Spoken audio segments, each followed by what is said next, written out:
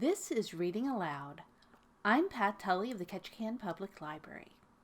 And this evening I'm going to read an essay by Joseph Conrad, one he wrote in 1912 immediately after the sinking of the Titanic, about the American investigation of the disaster.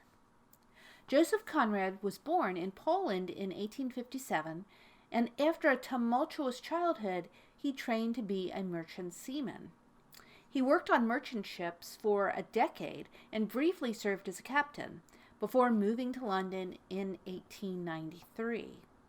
By then he had already started writing, and he became one of the great English writers of the late 19th and early 20th centuries, with such novels as Almayer's Folly and Heart of Darkness. Conrad's career on merchant ships gave him a certain authority when it came to writing about the Titanic disaster. The new passenger ship, Titanic, famously set sail on its first voyage out of the port of Southampton in the UK on the 10th of April, 1912. It was the biggest ship in the world at the time, with room for up to 3,500 people and state-of-the-art accommodations and equipment. Its destination was New York City. But on the 14th of April, it struck an iceberg and quickly sank. There were 2,224 passengers and crew on board, and 1,514 of them died in the sinking. Investigations were quickly launched in the UK and in the US into the circumstances. Bruce Ismay, who was the head of the White Star Line that owned the Titanic, who was himself a passenger and who survived the sinking, was much criticized for saving himself when so many women and children died. He was ridiculed by the name of Yamsey, which is Ismay spelled backwards. So much for background. Let's get started. Some Reflections on the Loss of the Titanic, 1912, by Joseph Conrad. It is with a certain bitterness but that one must admit to oneself that the late SS Titanic had a good press. It is perhaps because I have no great practice of daily newspapers, I have never seen so many of them lying together about my room, that the white spaces and the big lettering of the headlines have an incongruously festive air to my eyes, a disagreeable effect of a feverish exploitation of a sensational godsend. And if ever a loss at sea fell under the definition, in terms of a bill of lading, act of God, this one does, in its magnitude, suddenness, and severity, and then in the chastening influence it should have on the self-confidence of mankind. I say this with all the seriousness the occasion demands, though I have neither the competence nor the wish to take a theological view of this great misfortune, sending so many souls to their last account. It is but a natural reflection. Another one flowing also from the phraseology of bills of lading. A bill of lading is a shipping document limiting in certain of its clauses the liability of the carrier, is that the king's enemies of a more or less overt sort are not altogether sorry that this fatal mishap should strike the prestige of the greatest merchant service in the world. I believe that not 1,000 miles from these shores, certain public prints have betrayed in Gothic letters their satisfaction, to speak plainly, by rather ill-natured comments. In what light one is to look at the action of the American Senate is more difficult to say. From a certain point of view, the sight of august senators of a great power rushing to New York and beginning to bully and badger the luckless Yamsey, on the very quayside, so to speak, seems to furnish the Shakespearean touch of the comic to the real tragedy of the fatuous drowning of all these people, who to the last moment put their trust in mere bigness, in the reckless affirmations of commercial men and mere technicians, and in the irresponsible paragraphs of the newspapers booming these ships. Yes, a grim touch of comedy. One asks oneself what these men are after, with this very provincial display of authority. I beg my friends in the United States pardon for calling these zealot senators men. I don't wish to be disrespectful. They may be of the stature of demigods for all I know, but at that great distance from the shores of effete Europe, and in the presence of so many guileless dead, their size seems diminished from this side. What are they after? What is there for them to find out? We know what had happened. The ship scraped her side against a piece of ice and sank after floating for 2 hours and a half, taking a lot of people down with her. What more can they find out from this unfair badgering of the unhappy Yamsey, or the ruffianly abuse of the same? Yamsey, I should explain, is a mere code address, and I use it here symbolically. I have seen commerce pretty close. I know what it is worth, and I have no particular regard for commercial magnates, but one must protest against these bumble-like proceedings. Is it indignation at the loss of so many lives which is at work here? Well, the American railroads kill very many people during one single year, I dare say. Then why don't these dignitaries come down on the presidents of their own railroads, of which one can't say whether they are mere means of transportation or a sort of gambling game for the use of American plutocrats? Is it only an ardent and, upon the whole, praiseworthy desire for information? But the reports of the inquiry tell us that the august senators, though raising a lot of questions testifying to the complete innocence and even blankness of their minds, are unable to understand what the second officer is saying to them. We are so informed by the press from the other side. Even such a simple expression as that one of the lookout men was stationed in the eyes of the ship was too much for the senators of the land of graphic expression. What it must have been in the more recondite matters I won't even try to think, because I have no mind for smiles right now. They were greatly exercised about the sound of explosions heard when half the ship was under water already. Was there one? Were there two? They seemed to be smelling a rat there. Has not some charitable soul told them, what even schoolboys who read sea stories know, that when a ship sinks from a leak like this, a deck or two is always blown up, and that when a steamship goes down by the head, the boilers may, and often do, break adrift with a sound which resembles the sound of an explosion. And they may indeed explode for all I know. In the only case I have seen of a steamship sinking, there was such a sound, but I didn't dive down after her to investigate. She was not of 45,000 tons and declared unsinkable, but the sight was impressive enough. I shall never forget the muffled, mysterious detonation, the sudden agitation of the sea round the slowly raised stern, and to this day I have in my eye the propeller, seen perfectly still in its frame against a clear evening sky. But perhaps the second officers explained to them by this time this and a few other little facts. Though why an officer of the British merchant service should answer the questions of any king, emperor, autocrat, or senator of any foreign power as to an event which a British ship alone was concerned, and which did not even take place in the territorial waters of that power, passes my understanding. The only authority he is bound to answer is the Board of Trade. But with what face the Board of Trade, which, having made the regulation for 10,000-ton ships, put its dear old bald head under its wing for 10 years, took it out only to shelve an important report, and with a dreary murmur, unsinkable, put it back again, in the hope of not being disturbed for another 10 years. With what face it will be putting questions to that man who has done his duty, as to the facts of this disaster, and as to his professional conduct in it, well, I don't know. I have the greatest respect for our established authorities.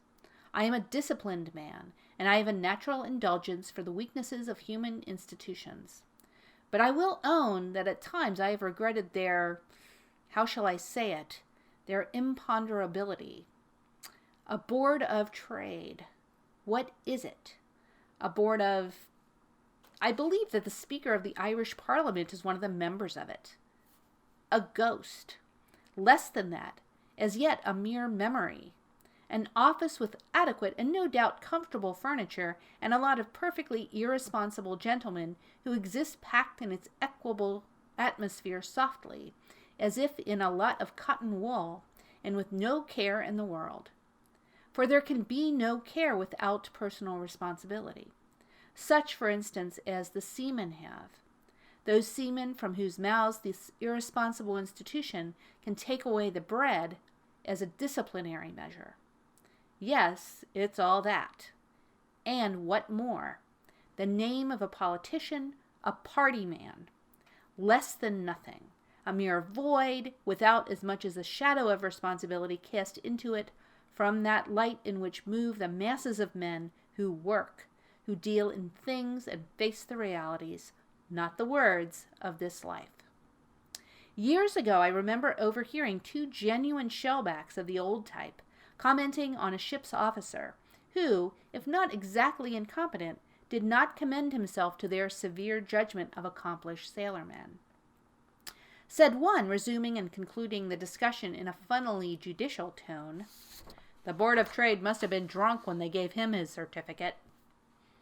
I confess that this notion of the Board of Trade as an entity having a brain which could be overcome by the fumes of strong liquor charmed me exceedingly. For then it would have been unlike the limited companies of which some exasperated wit has once said that they had no souls to be saved and no bodies to be kicked, and thus were free in this world and the next from all the effective sanctions of conscientious conduct. But unfortunately, the picturesque pronouncement overheard by me was only a characteristic sally of an annoyed sailor. The Board of Trade is composed of bloodless departments. It has no limbs and no physiognomy, or else at the forthcoming inquiry it might have paid to the victims of the Titanic disaster the small tribute of a blush. I ask myself whether the Marine Department of the Board of Trade really did believe, when they decided to shelve the report on equipment for a time, that a ship of 45,000 tons, of any ship, could be made practically indestructible by means of watertight bulkheads. It seems incredible to anyone who has ever reflected upon the properties of material, such as wood or steel. You can't, let builders say what they like, make a ship of such dimensions as strong proportionately as a much smaller one. The shocks of our old whalers had to stand among the heavy floes in Baffin's Bay were perfectly staggering, notwithstanding the most skillful handling, and yet they lasted for years. The Titanic, if one may believe the last reports, has only scraped against a piece of ice which, I suspect, was not an enormously bulky and comparatively easy-seen berg, but the low edge of a floe, and sank. Leisurely enough, God knows. And here the advantage of bulkheads comes in, for time is a great friend, a good helper, though in this lamentable case, these bulkheads served only to prolong the agony of the passengers who could not be saved. But she sank, causing, apart from the sorrow and the pity of the loss of so many lives, a sort of surprised consternation that such a thing should have happened at all. Why? You build a 45,000-ton hotel of thin steel plates to secure the patronage of, say, a couple of thousand rich people, for if it had been for the emigrant trade alone, there would have been no such exaggeration of mere size. You decorate it in the style of the Pharaohs, or in the Louis XV style, I don't know which, and to please the aforesaid fatuous handful of individuals who have more money than they know what to do with, and to the applause of 2 continents, you launch that mass with 2,000 people on board at 21 knots across the sea. A perfect exhibition of the modern blind trust in mere material and appliances. And then this happens. General uproar. The blind trust in material and appliances has received a terrible shock. I will say nothing of the credulity which accepts any statement which specialists, technician, and office people are pleased to make, whether for purposes of gain or glory. You stand there astonished and hurt in your profoundest sensibilities. But what else under the circumstances could you expect? For my part, I could much sooner believe in an unsinkable ship of 3,000 tons than in one of 40,000 tons. It is one of those things that stands to reason. You can't increase the thickness of scantling and plates indefinitely. And the mere weight of this bigness is an added disadvantage. In reading the reports, the first reflection which occurs to one is that, if that luckless ship had been a couple of 100 feet shorter, she would have probably gone clear of the danger. But then, perhaps, she could not have had a swimming bath in a French cafe. That, of course, is a serious consideration. I am well aware that those responsible for her short and fatal existence ask us in desolate accents to believe that if she had hit end on, she would have survived, which, by a sort of coy implication, seems to mean that it was all the fault of the officer of the watch — he is dead now — for trying to avoid the obstacle. We shall have presently, in deference to commercial and industrial interests, a new kind of seamanship. A very new and progressive kind. If you see anything in the way, by no means try to avoid it. Smash at it full tilt. And then only, you shall see the triumph of material, of clever contrivances, of the whole box of engineering tricks, in fact, and cover with glory a commercial concern of the most unmitigated sort, a great trust, and a great shipbuilding yard, justly famed for the super excellence of its material and workmanship. Unsinkable. See? I told you she was unsinkable, if only handled in accordance with the new seamanship. Everything's in that. And, doubtless, the Board of Trade, if properly approached, would consent to give needed instructions to its examiners of masters and mates. Behold the examination room of the future. Enter to the grizzled examiner a young man of modest aspect. Are you well up on modern seamanship? I hope so, sir. Let's see.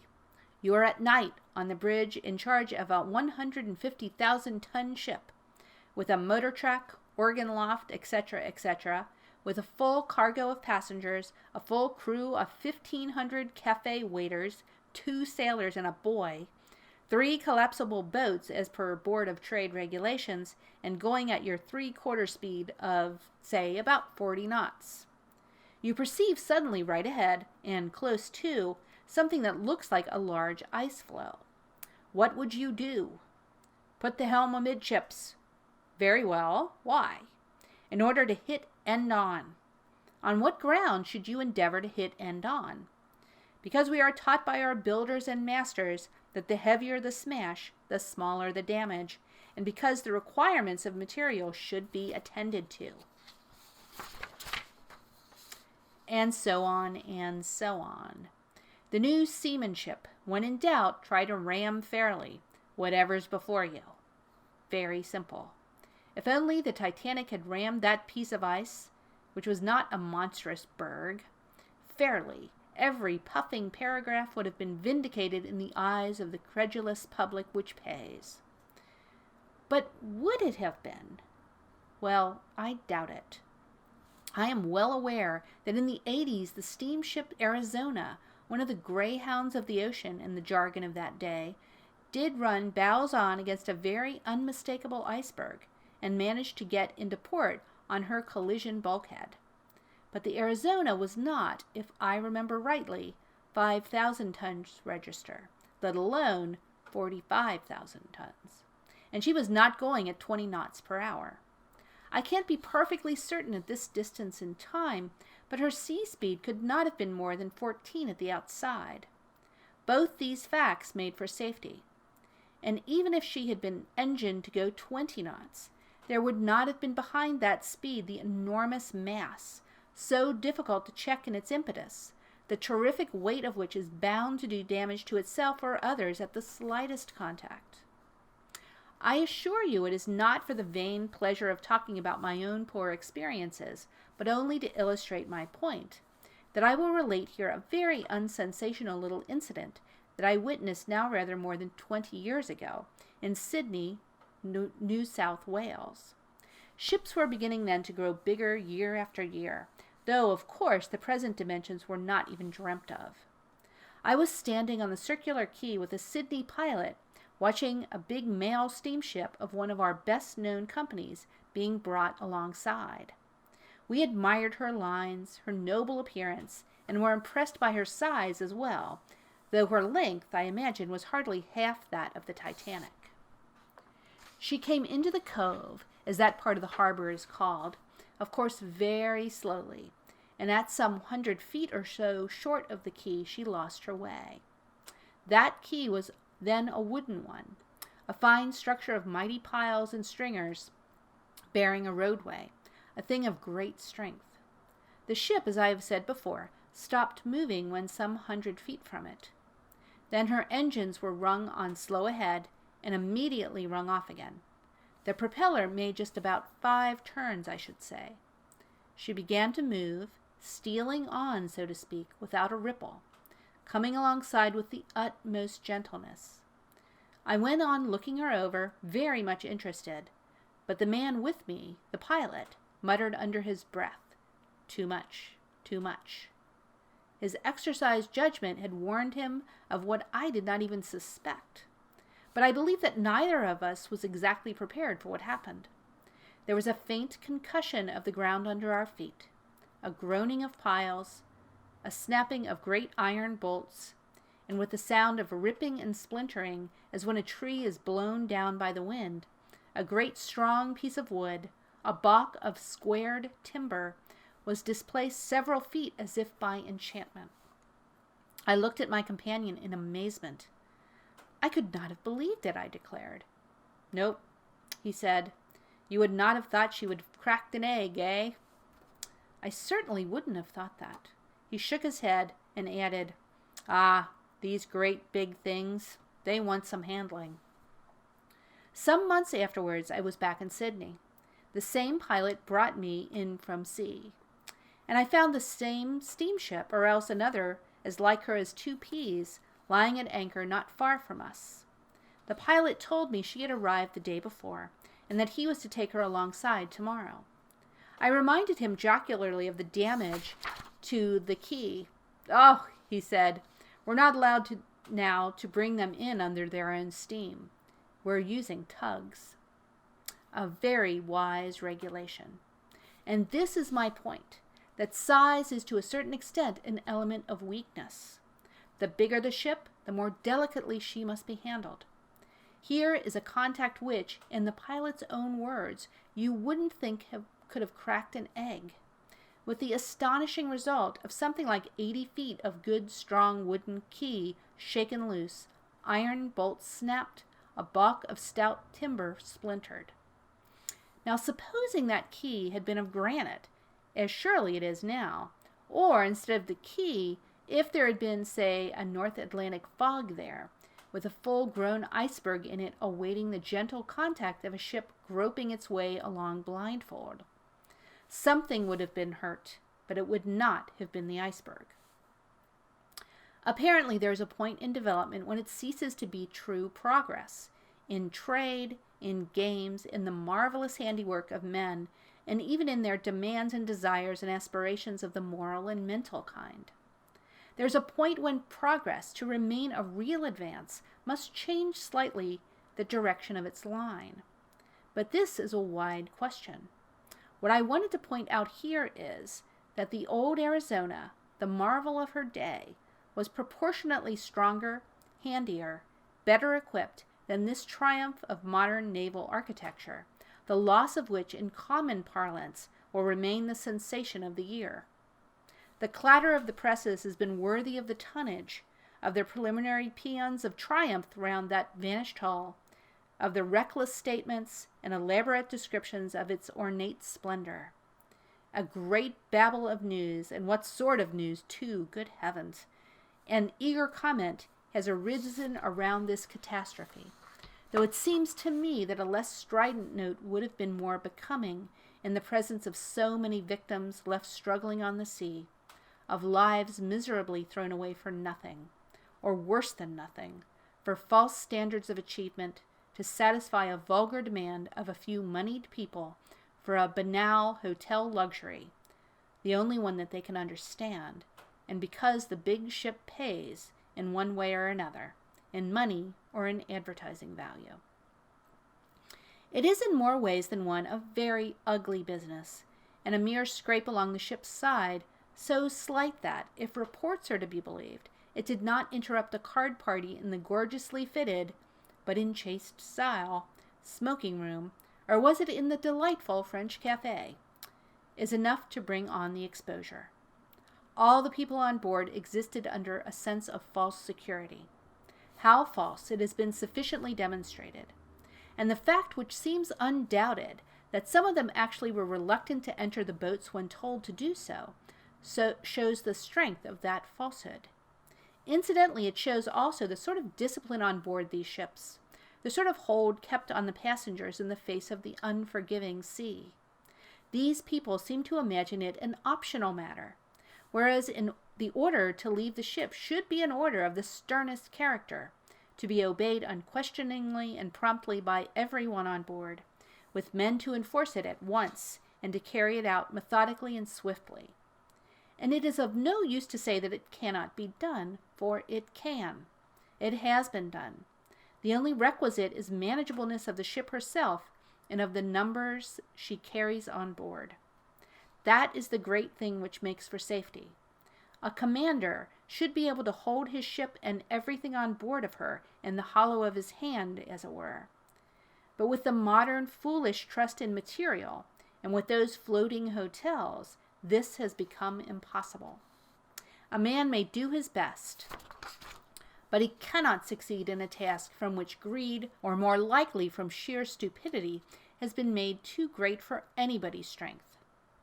The readers of the English Review, who cast a friendly eye nearly 6 years ago on my reminiscences, and know how much the merchant service, ships and men, have been to me, will understand my indignation that those men of whom, speaking in no sentimental phrase, but in the very truth of feeling, I can't even now think otherwise than as brothers, have been put by their commercial employers in the impossibility to perform efficiently their plain duty, and this from motives which I shall not enumerate here, but whose intrinsic unworthiness is plainly revealed by the greatness, the miserable greatness, of that disaster.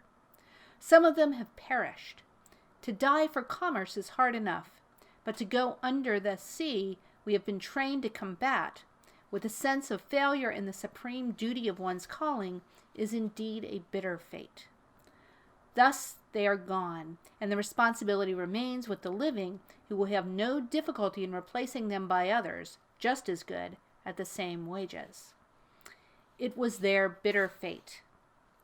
But I, who can look at some arduous years when their duty was my duty too, and their feelings were my feelings, can remember some of us who once upon a time were more fortunate.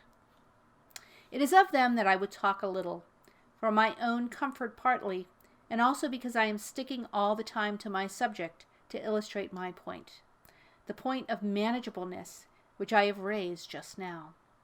Since the memory of the lucky Arizona has been evoked by others than myself, and made use of by me for my own purpose, let me call up the ghost of another ship of that distant day, whose less lucky destiny inculcates another lesson making for my argument.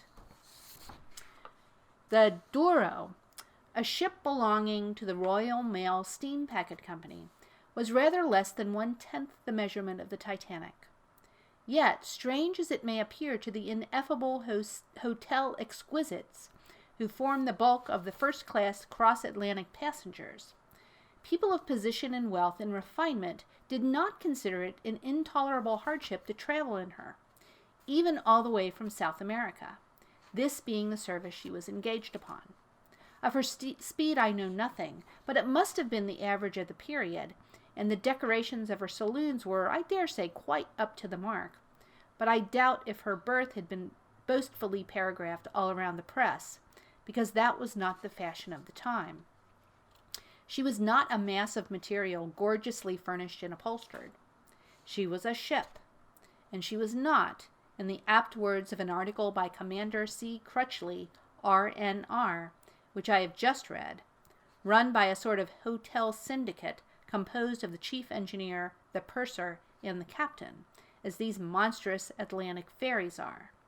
She was really commanded, manned, and equipped as a ship meant to keep the sea. A ship first and last in the fullest meaning of the term, as the fact I am going to relate will show. She was off the Spanish coast, homeward bound, and fairly full, just like the Titanic. And further, the proportion of her crew to her passengers, I remember quite well, was very much the same. The exact number of souls on board I have forgotten. It might have been nearly 300, certainly not more. The night was moonlit, but hazy, the weather fine with a heavy swell running from the westward, which means that she must have been rolling a great deal, and in that respect the conditions for her were worse than in the case of the Titanic. Sometime either just before or just after midnight, to the best of my recollection, she was run into amidships and at right angles by a large steamer, which after the blow backed out, and, herself apparently damaged, remained motionless at some distance. My recollection is that the Duro remained afloat after the collision for 15 minutes or thereabout. It might have been 20, but certainly something under a half an hour. In that time the boats were lowered, all the passengers were put into them, and the lot shoved off. There was no time to do anything more. All the crew of the Duro went down with her, literally without a murmur. When she went, she plunged bodily down like a stone. The only members of the ship's company who survived were the third officer, who was from the first ordered to take charge of the boats, and the seamen told to man them, 2 in each. Nobody else was picked up. A quartermaster, one of the saved in the way of duty, with whom I talked a month or so afterwards, told me that they pulled up to the spot, but could neither see ahead nor hear the faintest cry. But I have forgotten. A passenger was drowned. She was a lady's maid who, frenzied with terror, refused to leave the ship. One of the boats waited nearby till the chief officer, finding himself absolutely unable to tear the girl away from the rail to which she clung with a frantic grasp, ordered the boat away out of danger. My quartermaster told me that he spoke over to them in his ordinary voice, and this was the last sound heard before the ship sank. The rest is silence. I dare say there was the usual official inquiry, but who cared for it? That sort of thing speaks for itself with no uncertain voice. Though the papers, I remember, gave the event no space to speak of. No large headlines. No headlines at all. You see, it was not the fashion of the time. A seaman-like piece of work, of which one cherishes the old memory at this juncture more than ever before. She was a ship commanded, manned, equipped, not a sort of marine Ritz, proclaimed unsinkable and then sent adrift with its casual population upon the sea, without enough boats, without enough seamen, but with a Parisian cafe and 400 of poor devils of waiters, to meet dangers which, let the engineers say what they like, lurk always amongst the waves, sent with a blind trust in mere material, light-heartedly, to a most miserable, most fatuous disaster. And there are, too, many ugly developments about this tragedy. The rush of the senatorial inquiry before the poor wretches escaped from the jaws of death had time to draw breath, the vituperative abuse of a man no more guilty than others in this matter, and the suspicion of this aimless fuss being a political move to get home on the MT Company, into which, in common parlance, the United States government has got its knife. I don't pretend to understand why. Though with the rest of the world I am aware of the fact. Perhaps there may be an excellent and worthy reason for it, but I venture to suggest that to take advantage of so many pitiful corpses is not pretty. And the exploiting of the mere sensation on the other side is not pretty in its wealth of heartless inventions. Neither is the welter of Marconi lies which have not been sent vibrating without some reason, for which it would be nauseous to inquire too closely. And the calumnious, baseless, gratuitous, circumstantial lie, charging poor Captain Smith with desertion of his post by means of suicide, is the vilest and most ugly thing of all in this outburst of journalistic enterprise, without feeling, without honor, without decency.